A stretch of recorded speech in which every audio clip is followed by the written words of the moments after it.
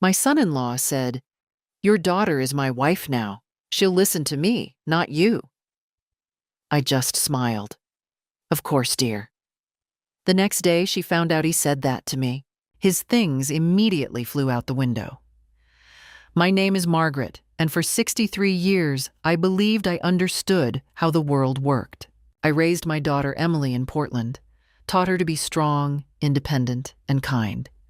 When she married Kevin 5 years ago, I thought I'd done everything right. He seemed charming, attentive, and successful in his accounting firm. Wasn't that what every mother wanted for her daughter? The first cracks appeared so subtly I almost missed them. It started with small comments at family dinners. "Emily, you're wearing that," Kevin would say with a laugh that didn't quite reach his eyes. "I thought we agreed you'd ask me before buying new clothes." Emily would blush, apologize, and I'd feel something cold settle in my stomach. But I said nothing. Modern marriages were different, weren't they? Then came the isolation. Emily stopped calling as frequently.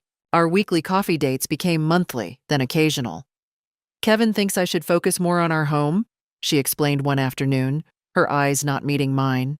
"He says you and I talk too much, and it makes him feel left out." I wanted to scream. Instead, I smiled and said I understood. What else could a mother do? Push too hard, and I'd lose her completely. The phone calls that did come were strained. Emily's voice had changed, quieter, more hesitant, always checking the time. "Is he monitoring you?" I asked once, trying to sound casual. She laughed it off, but the laugh was hollow. I started noticing bruises. "I'm so clumsy lately," she'd say, pulling down her sleeves. The grandmother in me raged, but I knew I had to be careful. Men like Kevin didn't respond well to direct confrontation. I began documenting everything. Every canceled visit, every strange excuse, every time Emily flinched when her phone rang. I wasn't sure what I was preparing for, but some instinct told me I'd need evidence eventually. My friends thought I was paranoid. "You're overthinking this, Margaret," they'd say. "Young couples need space." But I'd seen enough in my 6 decades to recognize a predator when I saw one. The breaking point came on a Tuesday afternoon. Kevin showed up at my house unannounced, something he'd never done before. Emily wasn't with him. He stood in my doorway, blocking the light, his smile sharp as broken glass. "Margaret, we need to talk," he said, walking in without invitation. He settled into my late husband's favorite chair, a calculated move that made my blood boil. "About Emily."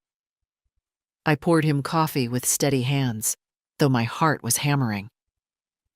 "What about her?" He leaned back, lord of the manor in my own home. "She's having some confused ideas lately, thinking she should have her own bank account, make decisions without consulting me. I think you've been putting thoughts in her head." "Have I?" I kept my voice mild, interested. Kevin's mask slipped for just a moment. His eyes went cold, reptilian. Then the charm snapped back into place. "Your daughter is my wife now, Margaret. She listens to me, not you. That's how marriage works. I need you to understand your place in our family." There it was. The truth he'd been hiding for 5 years. I smiled.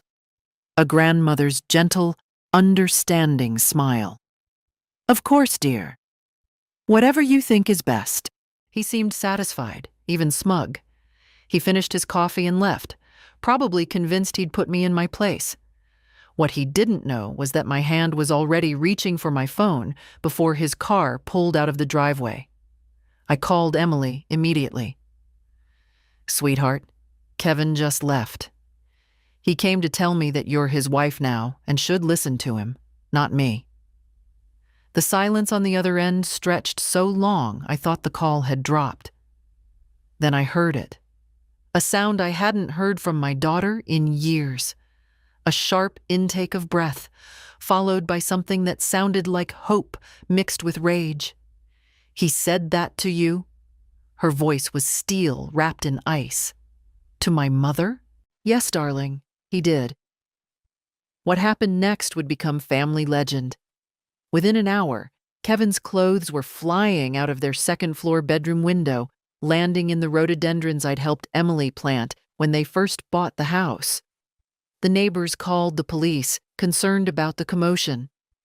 By the time they arrived, my daughter was standing in her doorway, Kevin's laptop in her hands, calmly explaining that she was removing her soon-to-be ex-husband's belongings from her property. But that was just the beginning. What I didn't know then was that Kevin wouldn't accept defeat so easily.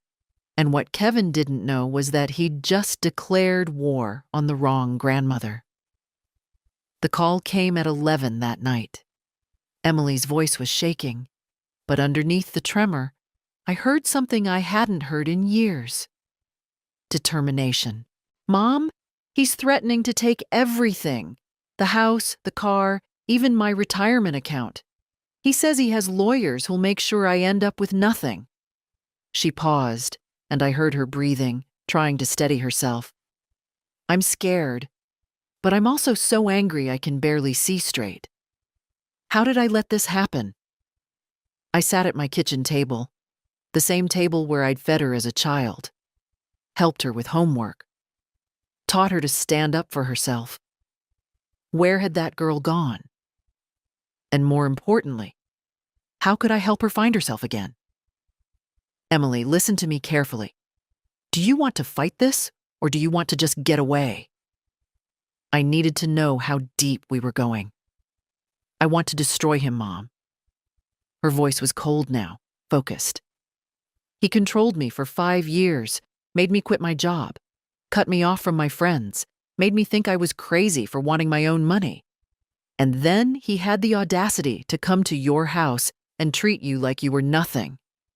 No, I'm done being scared." I smiled in the darkness of my kitchen. There she was, my daughter, my fighter. "Then we need to be smart about this. Emotion won't win this war. Evidence will. Tell me everything, and I mean everything, about your finances, your marriage, and Kevin's business." What Emily told me over the next 2 hours made my blood run cold. Kevin hadn't just isolated her. He'd systematically taken control of every aspect of her life.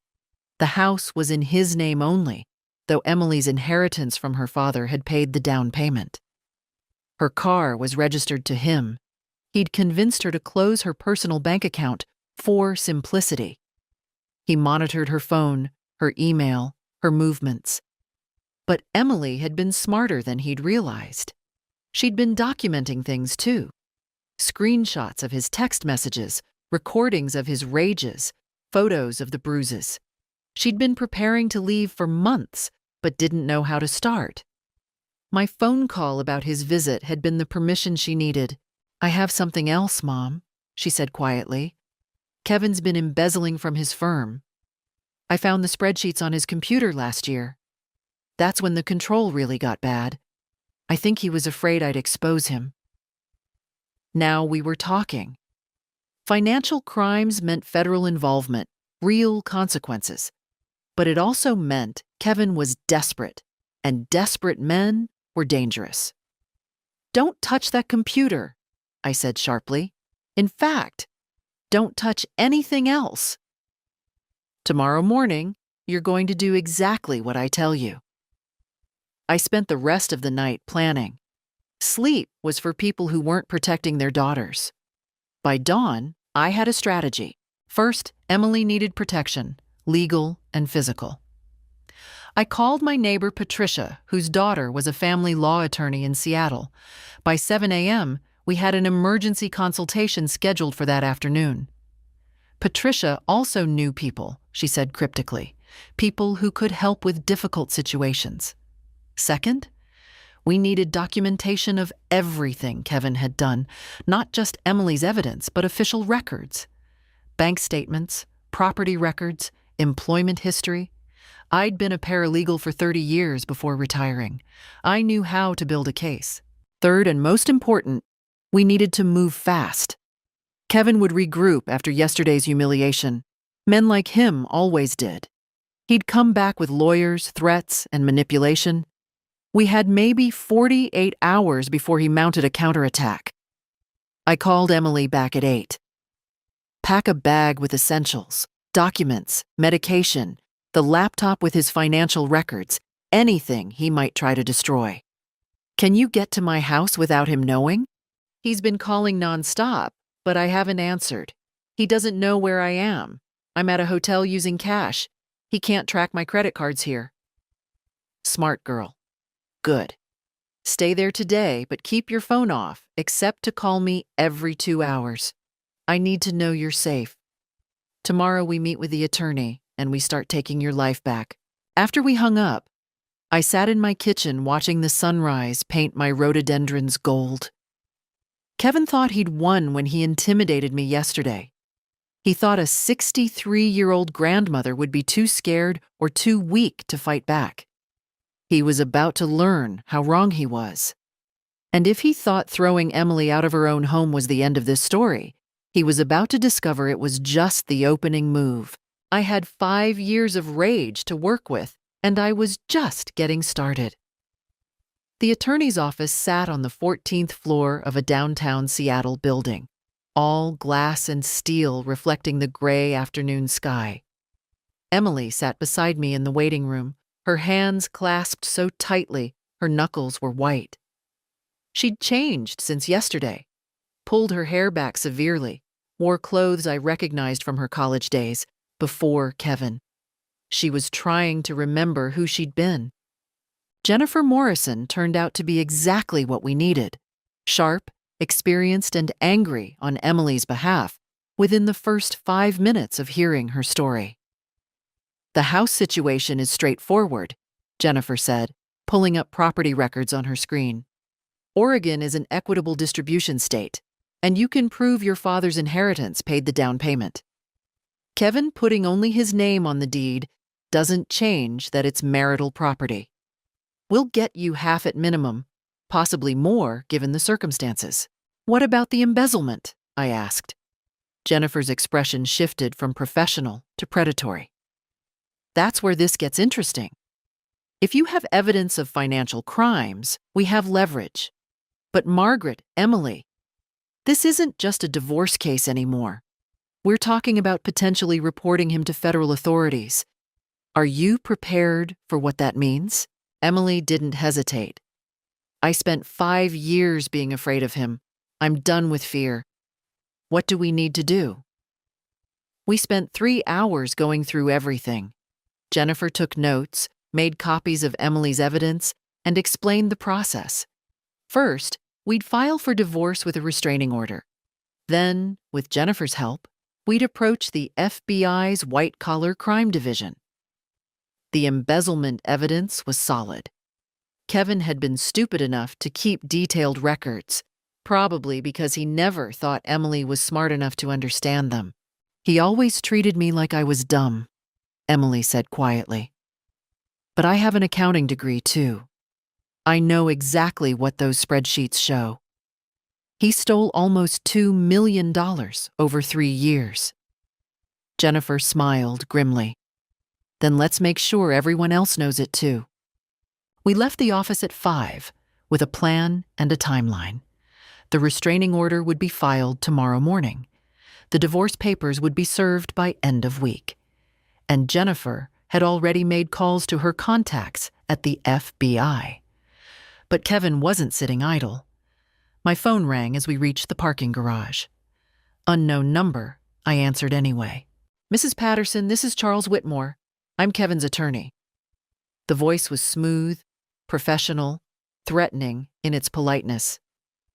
I understand there were some incidents yesterday. I'm calling to see if we can resolve this situation amicably, without involving courts or making public accusations that everyone might regret. So Kevin had already lawyered up. Faster than I'd expected. Mr. Whitmore, my daughter is handling her own affairs. You should direct all communication to her attorney, Jennifer Morrison. I gave him the number and hung up before he could respond. Emily was pale. He knows we're doing something. Of course he does. He probably had someone watching the house. I squeezed her hand. But knowing and stopping us are two different things. We're already ahead of him. That night, Emily stayed with me. We ordered Chinese food and sat in my living room, the same room where Kevin had tried to intimidate me 3 days ago. It felt like a lifetime. Mom, what if he tries to hurt us? Not just legally, but physically. Emily's voice was small. Before I could answer, my doorbell rang. We both froze. It was 9:30 at night. Through the window, I could see a car idling in my driveway, headlights still on. I approached the door carefully and looked through the peephole. Kevin stood there, alone, holding what looked like flowers. His face was a mask of contrition. I didn't call the police, I said through the door. But I will if you don't leave. Please, Margaret, I just want to talk to Emily, to apologize. I lost my temper, I said things I didn't mean. Can't we work this out like family? Emily appeared beside me, her face hard. She pulled out her phone and started recording through the window. You're trespassing, Kevin. Leave now, or I'm calling 911. His mask cracked. Just for a second, I saw rage flash across his face, quickly suppressed. Emily, baby, don't be like this. We can fix this. I love you. The police are already on their way, I lied. You have 60 seconds. He stood there for a long moment staring at the door. Then he dropped the flowers on my porch and walked back to his car. But he didn't drive away immediately. He sat there, engine running, for almost 10 minutes while we watched from the window. He's not going to just let this go, is he? Emily whispered. No, I said honestly. He's not. Which is why we need to hit him harder and faster than he expects. Tomorrow, we take the evidence to the FBI ourselves. No more waiting. Emily nodded, still filming the car in my driveway. The point of no return had just become crystal clear. Kevin wasn't going to back down, and neither were we. This was war now, whether we wanted it or not. The FBI field office in Portland was less dramatic than I'd imagined. Just another government building with security checkpoints and fluorescent lights. But the woman who met us in the third-floor conference room was exactly what we needed. Special Agent Rebecca Chen, white-collar crime division with 15 years of experience taking down financial criminals. Jennifer had called ahead. Agent Chen already had Emily's evidence spread across the table when we arrived. Miss Patterson, she said, shaking our hands. I've reviewed the preliminary materials your attorney sent over. If these documents are authentic, Kevin Patterson has committed multiple federal offenses. We're talking wire fraud, embezzlement, possibly money laundering. Emily placed Kevin's laptop on the table. Everything's on here. He kept meticulous records. I think he was planning to pin it on someone else if he ever got caught.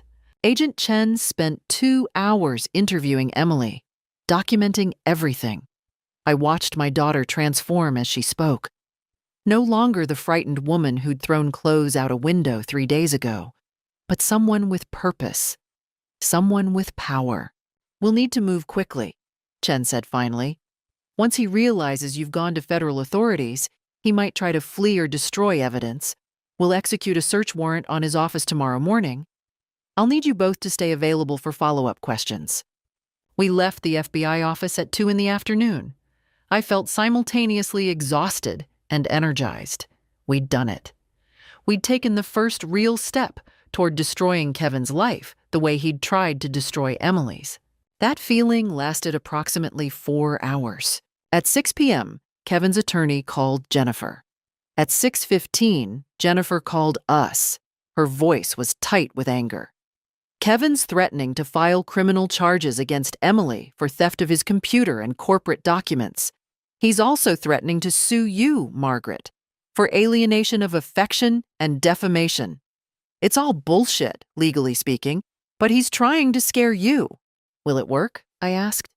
Not even a little. But there's more. He's also filed an emergency motion claiming Emily is mentally unstable and asking the court to grant him access to your home, Margaret, to check on her welfare. He's trying to find out where she is." Emily grabbed my hand, her face white.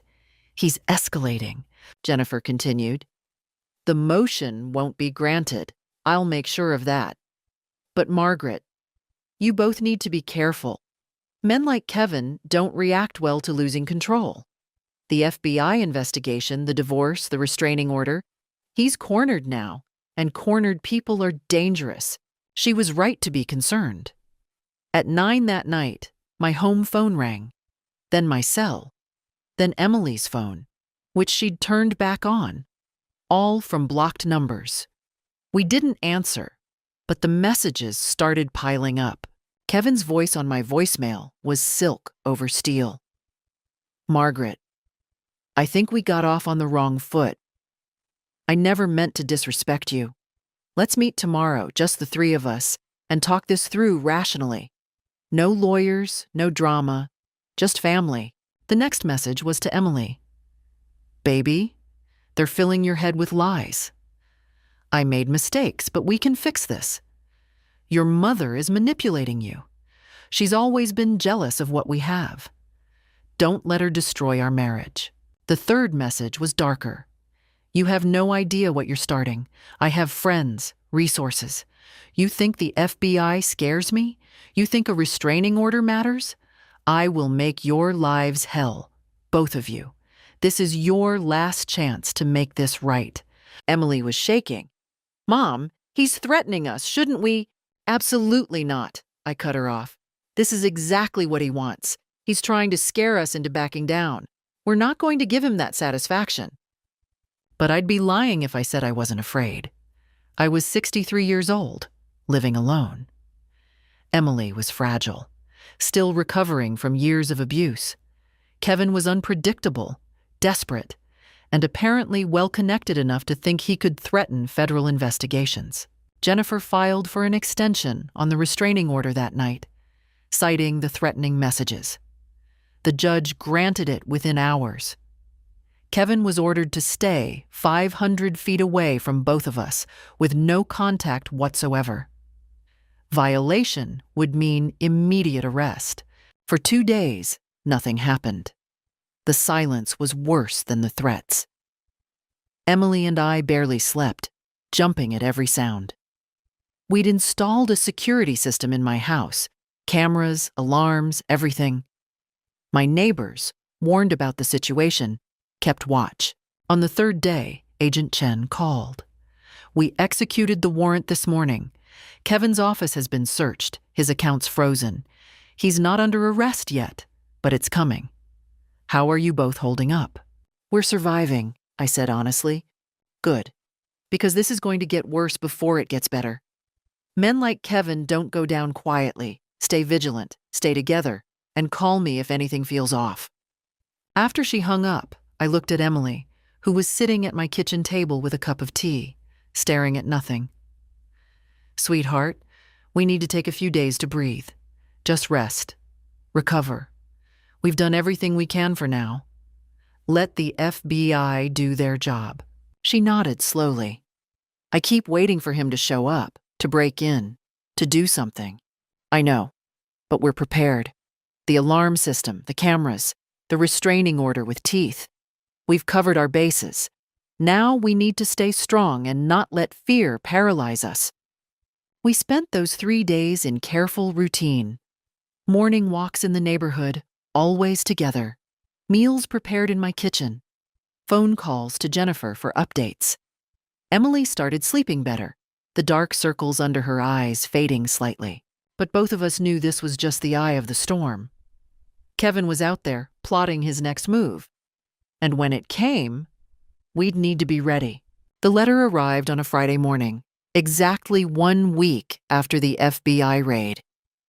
Hand-delivered, not mailed. I found it tucked into my screen door while Emily was still asleep upstairs. The envelope was expensive. Cream-colored heavy stock. Inside was a single page of embossed stationery and a check for $50,000 made out to me. "Dear Margaret, I've had time to reflect on my behavior, and I'm deeply ashamed. My actions toward you and Emily were inexcusable. I'm seeking counseling and taking steps to become a better man. This check is a gesture of goodwill. I know I've caused you stress and worry. Please accept it as a token of my sincere apology. Perhaps we could meet for coffee next week and discuss a peaceful resolution that would benefit everyone, especially Emily. I never wanted things to escalate this way. I love your daughter, and I believe with professional help and time, we can rebuild what was broken. But I need your support to make that happen. A mother's blessing means everything. With deepest respect, Kevin. I read it twice, then placed it carefully back in the envelope. The handwriting was Kevin's. I recognized it from years of birthday cards. The tone was perfect, contrite, vulnerable, appealing to my protective instincts. He was good. I'd give him that. Emily found me at the kitchen table, staring at the letter. "What is it?" She sat down, reading over my shoulder. Her face hardened. "He's trying to buy you off?" "And manipulate me into convincing you to drop everything," I agreed. "It's clever. $50,000 is real money, and he's betting I'm scared enough or tired enough to take it." "Are you?" Emily asked quietly. I looked at my daughter. Really looked at her. She'd gained back some weight in the past week. The haunted look in her eyes was fading. She'd started laughing again at small things, unexpected moments. The woman I'd raised was coming back. "Not even for $1 million, I said firmly. I took the letter and the check and photographed both, then forwarded them to Jennifer with a message. "Latest manipulation attempt. Documented for the record. We're not interested." Jennifer called within 10 minutes. Smart move not touching the check. Kevin's attorney called me this morning with a settlement offer. They're offering Emily the house, her car, and a cash payout if she signs an NDA and agrees not to cooperate further with the FBI investigation. "How much?" I asked, putting her on speaker so Emily could hear. $200,000. Emily laughed bitterly.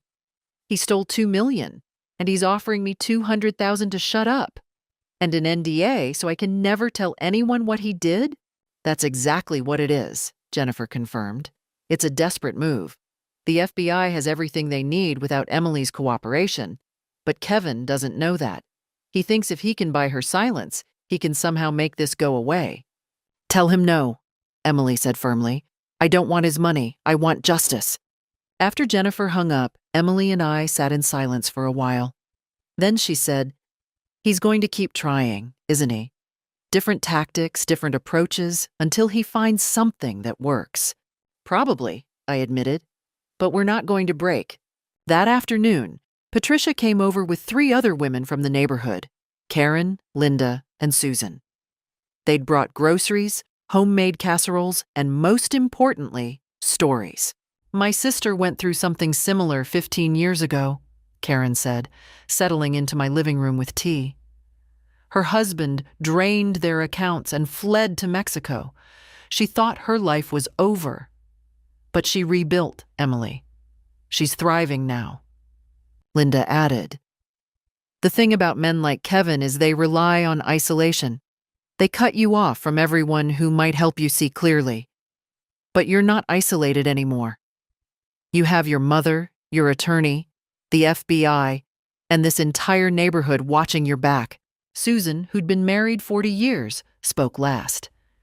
"When my daughter was in an abusive relationship, the hardest part was waiting.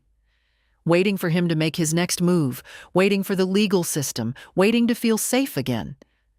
But Emily, honey, you're doing everything right. You're documenting, you're protected, and you're not alone. We spent 3 hours together. These women I'd known for decades but never fully appreciated. They shared their experiences, their strategies, their strength.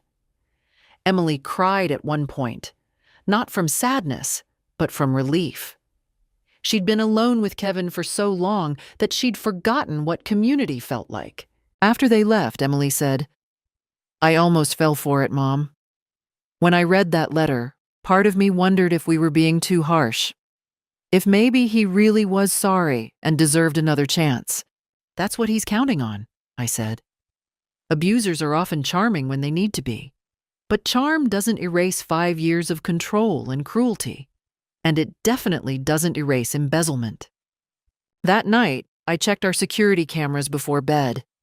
Everything was quiet. But I noticed something.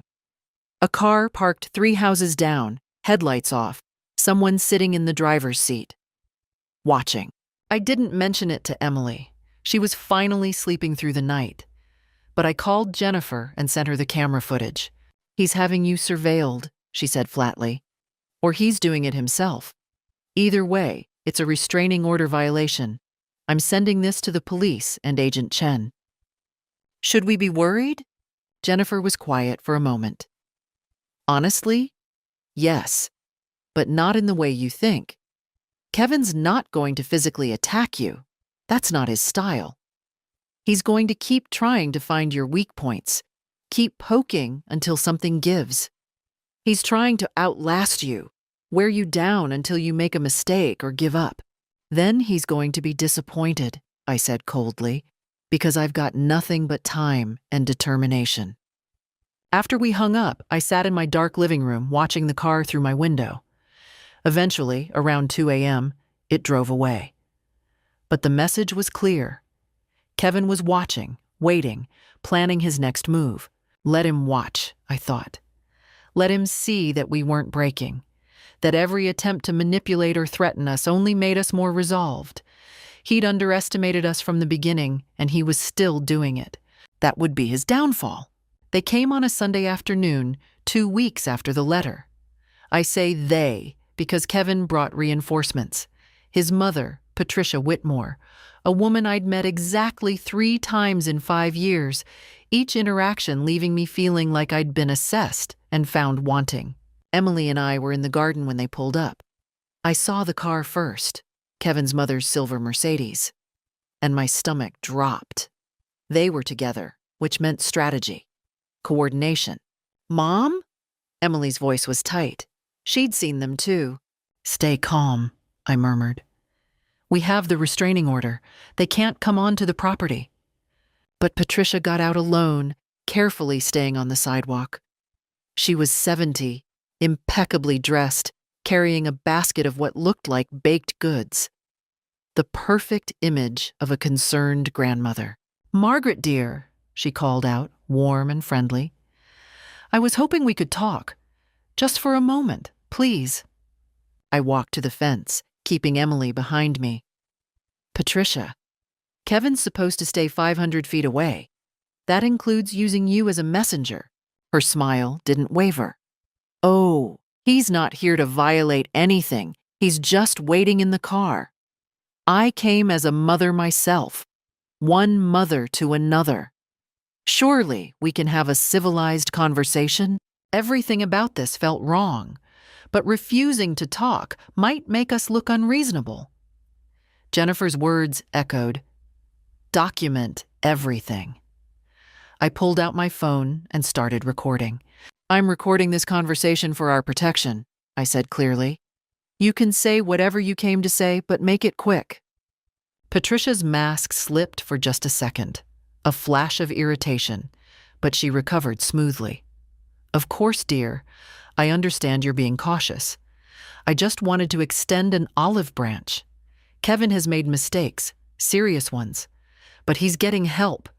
Therapy, anger management. He wants to make amends. He can make amends in divorce court, Emily said from behind me. Patricia's eyes shifted to her, and I saw calculation there. Emily, sweetheart, this is all so unnecessary. Whatever Kevin did, whatever he said, you're throwing away a marriage. And for what? To live with your mother like a child? You're 32 years old. There it was, the manipulation disguised as concern. I'm 32 and finally free, Emily shot back, and I'm done being treated like property. Patricia's expression hardened. Property? Darling, Kevin gave you everything. A beautiful home, financial security, a life most women would kill for, and you repaid him by stealing his personal property, running to federal agents with wild accusations. Wild accusations? I interrupted. The FBI found evidence of embezzlement. $2 million. That's not wild. That's criminal. Patricia's facade was cracking now, her voice rising. You've poisoned her against him. You never accepted Kevin, never gave him a fair chance. You've been waiting for an excuse to break them up, and you found one. Emily was happy before you got involved. I was miserable, Emily shouted. I was controlled, monitored, and isolated. And you knew. You knew what he was like because he learned it from you. The words hung in the air like a grenade. Patricia's face went white with rage, then red. You ungrateful little... She stopped herself, breathing hard. Fine. You want to destroy him? You want to ruin his life over some mistakes? Go ahead. But understand this. Kevin has resources. Friends in powerful places. People who owe him favors. And when he's done with both of you, you'll have nothing. The house? Gone. The money? Gone. Your reputations? Destroyed. He'll make sure everyone knows what a vindictive, mentally unstable woman you are, Emily. And Margaret. He'll make sure everyone knows you're a bitter old woman who couldn't let go of her daughter. I stepped forward, my voice ice cold. Is that a threat, Patricia? It's a promise, she said, her own mask completely gone now. This was the real woman, sharp, vicious, and every bit as controlling as her son. You have one last chance to settle this quietly. Drop the FBI cooperation, sign the divorce papers with the NDA, take the money, and walk away. Or Kevin will make sure you regret this for the rest of your lives. Get off my property, I said quietly, and tell your son that the answer is no. It will always be no. Patricia stared at us for a long moment, and I saw genuine fury in her eyes. Then she smiled. A terrible, cold smile. You'll regret this, Margaret. Both of you. She got back in the Mercedes where Kevin was waiting. Through the windshield, I could see him staring at us, his face expressionless. They drove away slowly, deliberately, like they wanted us to watch them leave. Emily was shaking beside me. I put my arm around her. Are you okay? I'm terrified, she admitted. Did you hear her? Kevin has powerful friends. What if they come after us? What if they find a way to make this go away and we end up with nothing? I looked at my daughter and saw the fear threatening to pull her back into the darkness she'd just escaped. I couldn't let that happen. Listen to me, I said firmly. Fear is what they want. Fear is how they control people. Yes, Kevin might have connections. Yes, this might get worse before it gets better. But Emily, we have the truth. We have evidence. We have the FBI on our side. And most importantly, we have each other, and we're not afraid to fight. I'm afraid, she whispered. Good, I said. Fear keeps us sharp. Fear keeps us careful, but fear also reminds us what we're fighting for. I'm afraid too, sweetheart. I'm 63 years old, and I just told a powerful man's family to go to hell. But you know what? That fear is making me more determined, not less. Because I'll be damned if I let them win. Emily took a deep breath and nodded. We send the recording to Jennifer? Immediately. That night, I lay in bed, unable to sleep. Patricia's words echoing in my mind. Kevin had resources. Powerful friends. What did that mean? Could he really make the FBI investigation disappear? Could he destroy us financially or socially? But then I thought about Emily, sleeping peacefully down the hall for the first time in years. I thought about the woman she'd been when she married Kevin. Confident, strong, brilliant, and the broken shell she'd become. And I thought about Patricia's face when Emily stood up to her. The shock and rage when her manipulation failed. They'd tried money. They'd tried threats. They'd tried playing the victim. And we'd refused every single time. Kevin and his mother were used to people breaking, to fear working in their favor. They didn't know what to do with people who refused to be afraid. Let them be confused, I thought. Let them make mistakes because they're angry.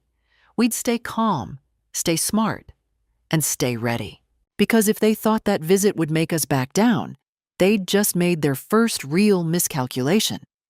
And miscalculations in war are fatal. The call from Agent Chen came 3 days later. Her voice was tight with controlled excitement. "Margaret, we're making our move. Kevin's being arrested this morning at his office. The evidence is overwhelming. We have everything we need for multiple felony charges. But there's something else you should know." I put her on speaker so Emily could hear. "What is it?" "Kevin's been contacting witnesses, trying to intimidate people at his firm who might testify. That's witness tampering on top of everything else. And Margaret, he mentioned you specifically in a recorded phone call with his attorney, discussing how to neutralize the grandmother problem. His lawyer's language suggested legal action, but Kevin's was less subtle." Emily's hand found mine across the table. "Meaning what?" "Meaning Kevin's spiraling. The arrest warrant will be executed in 2 hours. I wanted to give you advance notice because there's a good chance he'll try to contact you one last time before we pick him up. Don't engage. Call me immediately if he does." We spent those 2 hours in tense silence, watching the clock. At precisely 10 a.m., my phone rang. Unknown number. I almost didn't answer, but something told me I should. I set it to speaker and started recording. "Margaret." Kevin's voice was different now. No charm, no manipulation, just cold fury. "I know you're listening, and I know the FBI is probably tracking this call. I don't care anymore." "Kevin, you're violating—" "Shut up and listen," he interrupted. "You think you've won? You think you've saved Emily? You've destroyed everything. My career, my reputation, my life. For what? Because I told you the truth about marriage? Because I wanted my wife to prioritize me over her interfering mother?" Emily leaned toward the phone. "You controlled me. You abused me. You stole millions of dollars. I gave you everything." His voice cracked, rage and desperation mixing. "A house, a life, stability, and you repaid me by stealing my personal property and running to the fucking FBI. You're weak, Emily. You've always been weak, and your mother made you weaker." I felt Emily flinch, and rage flooded through me. "Kevin, this call is being recorded and sent directly to Agent Chen. Everything you say will be used against you." He laughed, a sound with no humor in it. "You think I care? I'm being arrested today. My mother called me an hour ago, told me you recorded our conversation, that you're documenting everything like some paranoid—" He stopped, breathing hard.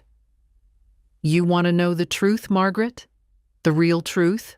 "I already know the truth," I said calmly. "You're an abuser and a criminal, and you're about to face the consequences of your actions." "You self-righteous bitch," he snarled. "You think you're protecting your daughter? You're ruining her life. She'll be tied up in legal proceedings for years. Everyone will know she was married to a criminal. Her reputation will be destroyed alongside mine. And for what? So you could feel important? So you could play the hero?" My voice remained steady, cold. "No, Kevin. So my daughter could be free. Something you never understood and never will." "Free?" He was shouting now, control completely gone. "She's not free. She's living with mommy, scared of her own shadow, financially dependent on a 60-year-old woman. I gave her independence, status, money." "You gave her a prison," I interrupted, "and then you made the mistake of telling me I had no say in my daughter's life. That was your first error. The second was thinking I'd be too old or too scared to fight back. And the third was underestimating exactly how far I'd go to protect my child." Silence on the line, then quieter, more menacing. This isn't over, Margaret. Even if I go to prison, I have friends. My mother has resources. We'll come after you both for years. Every penny you have, every reputation you've built. The FBI is at your office right now, Kevin, I said softly. You have about 3 minutes before they arrest you. I suggest you use that time to call your lawyer, not to threaten us. I heard something crash in the background. Then Kevin's voice, nearly breaking. She was mine! Mine! You had no right! The line went dead. Emily and I sat in silence for a moment. Then she started crying, not from fear, but from something else. Relief? Release? The end of something terrible? It's really over, she whispered. He's really going to jail. My phone buzzed. Text from Agent Chen. Subject in custody. Well done. We got a recording of that call from the tap on his phone. Witness intimidation and terroristic threatening. He just added 2 more charges. Call me when you're ready to talk. I showed Emily the message. She read it twice, then looked up at me with eyes that were finally, truly clear. He lost control completely, she said. Did you hear him? He couldn't even maintain the pretense anymore. He just fell apart. Because we didn't break, I said. He kept waiting for us to crack, to beg, to negotiate. And when we didn't, he had nothing left. Men like Kevin, they're only powerful when they can control the narrative, control people's fear. Once you refuse to be controlled, they have nothing. Emily's phone buzzed. Then mine. Then hers again. Messages from Jennifer, from Agent Chen, from Patricia's neighbors. News traveled fast. Kevin Patterson had been arrested at his office in front of his colleagues, charged with embezzlement, wire fraud, witness tampering, and violation of a restraining order. The local news picked it up by noon. Prominent accountant arrested in multi-million-dollar fraud scheme. Kevin's photo, the one from his firm's website where he looked professional and trustworthy, was everywhere. That evening, we sat on my porch watching the sunset. Emily had that look on her face I remembered from her childhood. Peaceful, content, present. What happens now? She asked. Now? I smiled. Now, the legal system does its job. Kevin goes to trial. We testify if needed. And you start rebuilding your life. And him, Kevin? I thought about his voice on that final call. The rage, the desperation, the complete loss of control. Him? He's already lost, sweetheart. The arrest, the charges, the prison time, that's all just paperwork. He lost the moment he thought he could tell me how to treat my daughter and face no consequences. Emily leaned against my shoulder, and we watched the sun paint the sky in shades of orange and gold. Somewhere across town, Kevin was in a holding cell, his perfect life in ruins. And here we were, together, safe, and finally free. The trial took 8 months to reach court, but when it did, the prosecution's case was ironclad. I sat in the gallery with Emily every single day, watching Kevin's carefully constructed world collapse in real time. The evidence was devastating. Financial records showing systematic embezzlement over 4 years. Email trails proving he'd moved money through shell corporations. Testimony from colleagues who'd suspected but been too intimidated to report him. Kevin sat at the defense table trying to maintain composure, but I could see the cracks growing wider each day.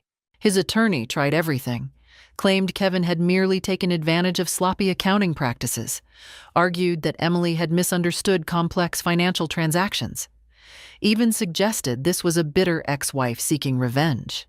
But then came Emily's testimony. I watched my daughter walk to the stand, head high, voice steady, navy suit, composed, nothing like the frightened woman who'd thrown Kevin's clothes out a window 9 months ago. The prosecutor led her through her story methodically.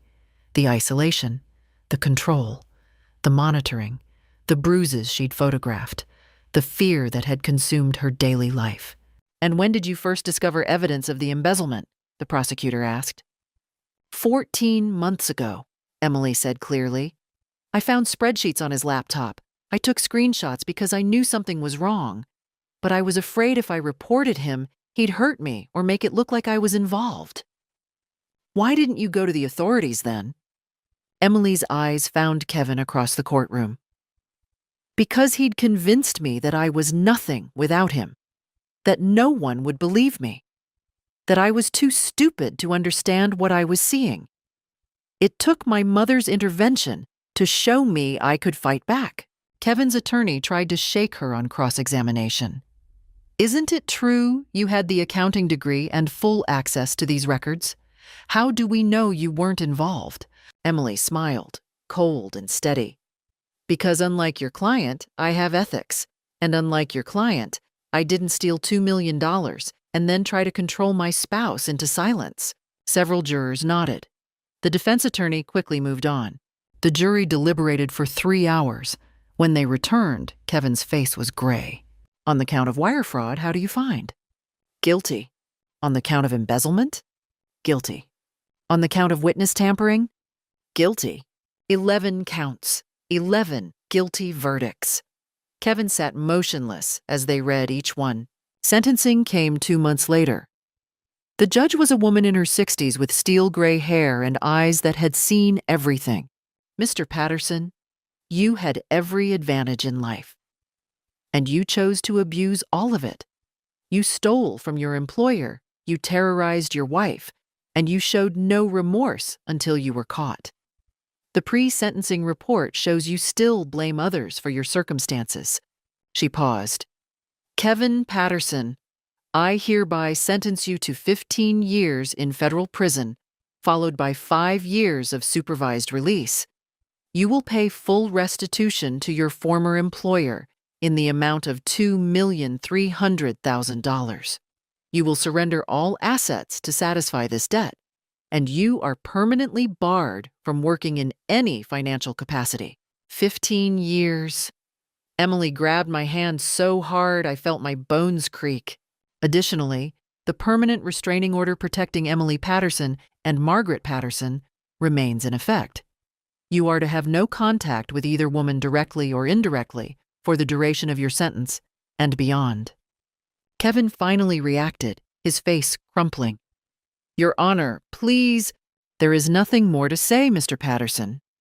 Bailiff, please remand the defendant into custody." They led him away in handcuffs. As he passed our row, his eyes met mine for just a moment.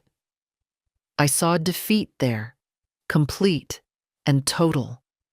And I felt no satisfaction, no triumph, just a quiet, cold certainty that justice had been served. Outside the courthouse, cameras flashed. Reporters shouted questions. "Ms. Patterson, how do you feel about the verdict?" Emily didn't hesitate. "I feel free. For 5 years, Kevin Patterson controlled my life through fear and manipulation. Today, the justice system proved that abuse has consequences. I want other women to know that you can fight back and you can win." "Mrs. Patterson, what would you say to your daughter?" I looked at Emily, standing tall beside me. I'd say I'm proud of her. She found the courage to leave, to speak up, and to see this through. That takes more strength than most people will ever need. In my car, Emily finally broke down, not with sadness, but with relief so profound it came out as tears. 15 years, Mom, 15 years. And probably more, once the civil suits are settled, I added. The firm is suing him, his business partners are distancing themselves, and the IRS has opened an investigation. Kevin Patterson's life as he knew it is over. Is it wrong that I'm glad? Emily asked quietly. No, I said firmly. It's not wrong to want justice. He deliberately hurt you, controlled you, and tried to destroy you when you fought back. 15 years is what he earned. That night, I found a letter on my kitchen table in Emily's handwriting.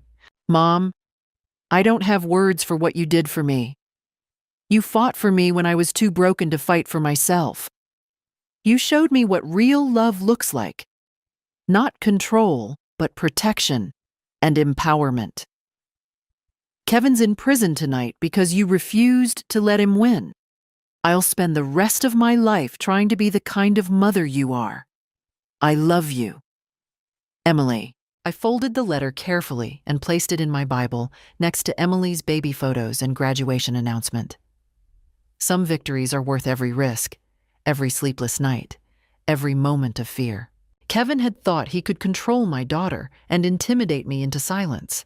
He'd learned too late that grandmothers who've survived 6 decades aren't easily frightened, and mothers protecting their children are the most dangerous opponents of all. 15 years. It was justice. And sometimes, justice is the only victory that matters. 2 years after Kevin's sentencing, Emily's life had transformed completely. She completed an MBA in financial forensics and became a peer counselor for abuse survivors. Her TEDx talk about financial abuse reached millions. She bought a cottage 3 blocks from me, started dating carefully, and eventually met David, a high school teacher with kind eyes who understood her past and respected her strength. Their wedding in her garden was beautiful. Emily walked down the aisle alone. Because I chose this for myself, Mom. I cried happy tears watching something broken rebuild into something more beautiful. Meanwhile, Kevin's world imploded entirely. His mother died. He couldn't attend the funeral. Civil suits seized every asset, retirement, investments, everything. He'd leave prison at 62 with nothing but a criminal record. In prison, he deteriorated badly. Psychiatric evaluations, disciplinary actions, repeated violations of our restraining order that added years to his sentence. 15 years became 17. He still blamed everyone but himself. On the 4th anniversary of that day, Emily and David announced they were expecting a girl. "We're naming her Margaret," Emily said. I thought about Kevin in his cell, 17 years stretching before him. Emily would be 52 when he got out, probably a grandmother herself, living a life so full that Kevin would be just a cautionary tale. Here's what I learned. Never ignore warning signs. Never accept someone controlling your child. Never believe age makes you powerless. And never underestimate a grandmother protecting her family. They say blood is thicker than water, but the full quote is, "The blood of the covenant is thicker than the water of the womb." The bonds we choose matter more than the bonds we're born with. What would you do if someone told you your daughter should obey them, not you? Share your story in the comments. Subscribe if you believe in fighting for justice. Thank you for listening.